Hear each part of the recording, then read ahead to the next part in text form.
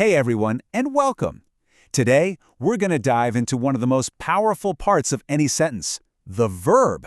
Seriously, you can think of it like the engine that makes the whole thing go. Without a verb, a sentence just, well, it doesn't do anything. So let's jump right in. So here's what we've got on tap. First, we'll nail down what a verb actually is. Then we'll check out the two main kinds. After that, I'll show you a really simple trick to find them anywhere. And of course, we'll wrap up with a little practice to make sure it all sticks. Sound good? Let's do it. All right, first things first. We gotta start with the basics, right? Build a really solid foundation. Because before we get into all the different kinds of verbs, we need to be absolutely sure we know what a verb is in the first place. Which, leads us to the big question. What exactly is a verb? I know, it might sound super simple, but getting this right, this is the key. It's what unlocks how you build really powerful sentences. Okay, so here it is, the main definition. A verb is just a word that shows either an action, something you can do, or what we call a state of being, which is really just about what something is. So think of it this way. It's all about doing or being. And that's why they're so important. Think about it. If you have a bunch of words without a verb, it's just not a complete thought, right? To have a real complete sentence that actually makes sense, you have to have a verb. It's not optional. It's totally essential. Okay, now that we've got the basic idea down, let's break it down a bit further and look at the two main types. We'll start with the one that's usually the easiest to spot, the action verb. And just like the name says, these are all about, well, action, doing something. Take a look at these. Words like run, eat, write, play, read, speak. What's cool about these is that you can actually picture them happening, can't you? You can see someone doing every single one. That's why we call them doing words. So let's see one in a sentence. Ollie runs fast. Pretty simple. What's the action? What is Ollie actually doing? He runs. Boom. That's our action verb right there.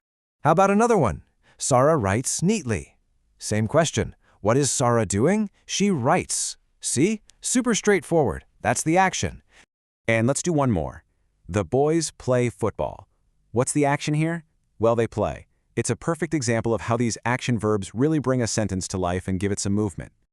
All right, so we've got the doing words down, no problem.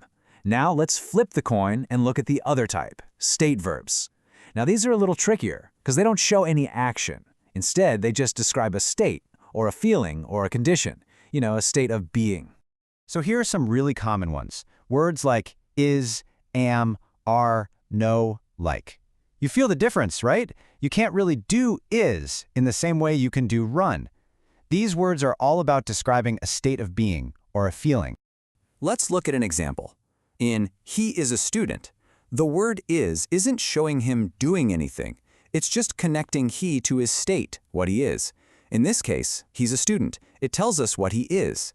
It's the same exact thing here. I am happy. The verb am just describes my state, my feeling. You can't do happy, right? You just are happy. See that little difference? It's key. And in We Like English, the word like shows a feeling, a preference. It's a state of mind, not some physical thing you do. So here's the bottom line. State verbs tell us how things are, not what they're doing. Okay, so we know the two types, action verbs and state verbs. But how do you get really good at actually spotting them out in the wild? Well, it's time to become a verb detective. I've got a super simple trick for you. Here's the secret. It's just two questions. First, you just find the subject of the sentence, who or what it's all about. Then, just ask yourself, what is the subject doing? If you get an answer, that's your action verb. If not, ask what is its state of being. One of those two questions is going to lead you right to the verb every time. Let's try it. The baby cries. Okay, who or what is the sentence about? The baby. Now, what is the baby doing? It cries. And there you have it. Cries is our verb. See? That little trick works like a charm. So you've got the definition down, you know the two main types, and you even have a trick for finding them. Now it's time to put all that great knowledge to work and see what you've learned with some practice. Okay, but before we jump into the quiz, let's talk about one really common mistake. You see, verbs sometimes change their spelling depending on who's doing the action.